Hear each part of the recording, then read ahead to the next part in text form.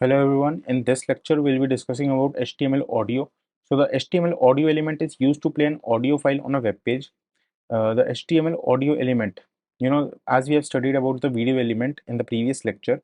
So here in audio element, almost everything is same. So what you need to do, first you'll use the audio tag and then you will write controls.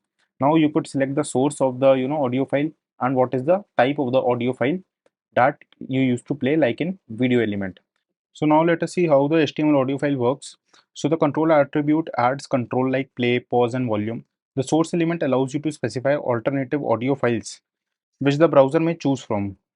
The browser will use the first recognized format.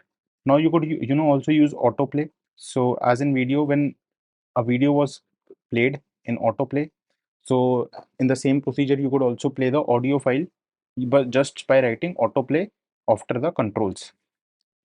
Now in some browser like Chromium, autoplay muted is only allowed, autoplay is not allowed.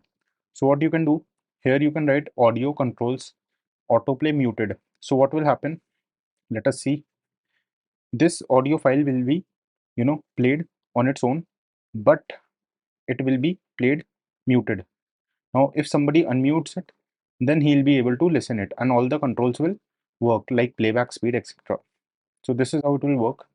Now there are some browsers how they support this, and these are some HTML audio formats, which browser supports which type of file, and HTML audio media types. It could be MPEG, OGG and WAV, right?